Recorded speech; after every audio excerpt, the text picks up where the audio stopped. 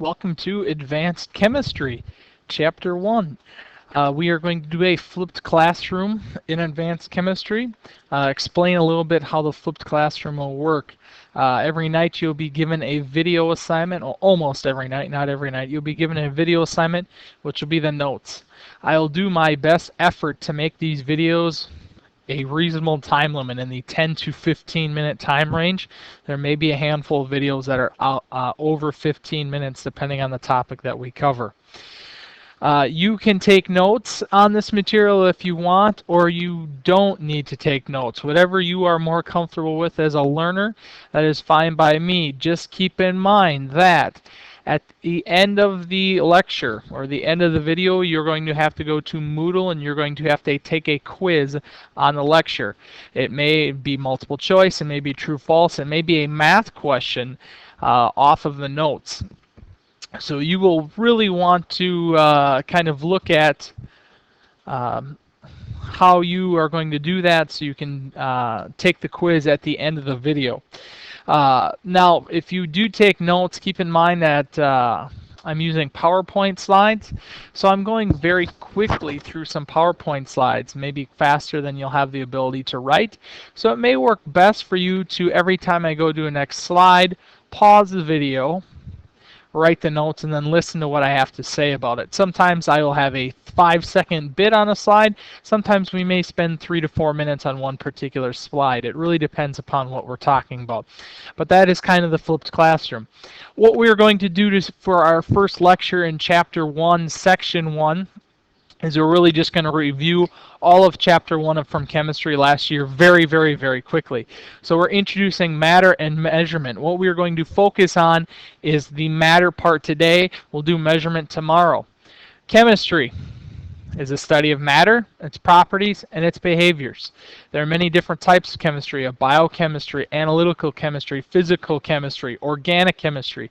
You're all studying matter, its properties, and its behaviors. What is matter? If we're studying matter, what is matter? Again, you've had this about 14 times. It's anything that has mass and occupies space. And when we talk about atoms, atoms are the building blocks of matter. So atoms are what matter really is. If we have a bunch of the same atom, it's an element, and 2 or more elements make a compound.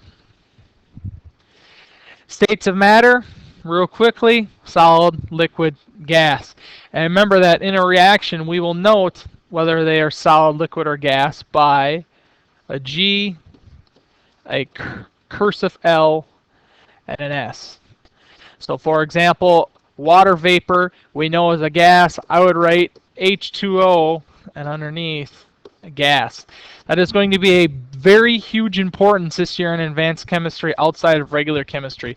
Last year we did not pay much attention to whether it was a solid, liquid, or gas.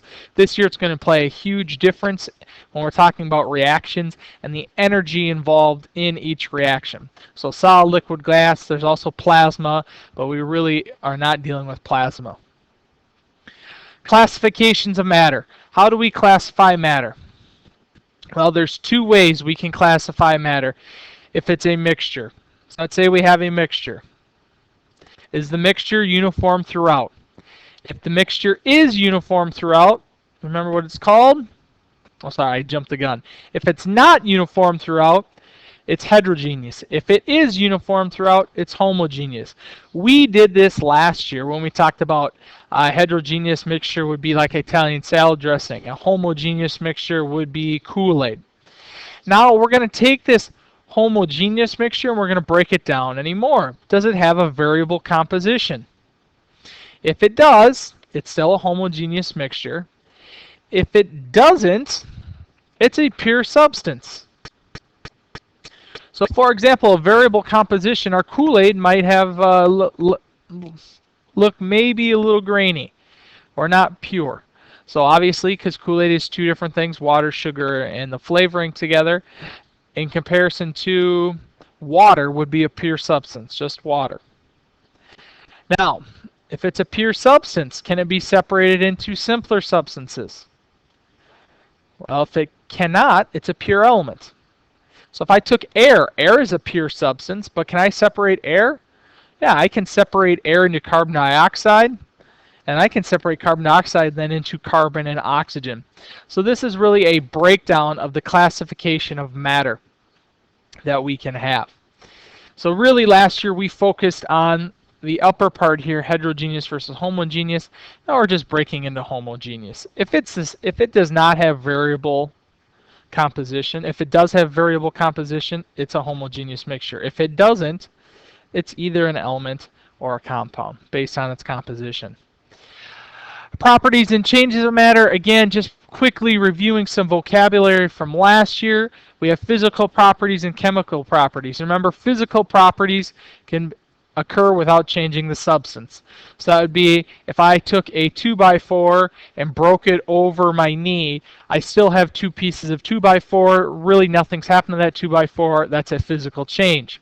A chemical change can only be observed when it's changed into another substance. So for example, I take eggs, flour, chocolate chips, mix them together and some sugar, and make cookies. I have transformed that product.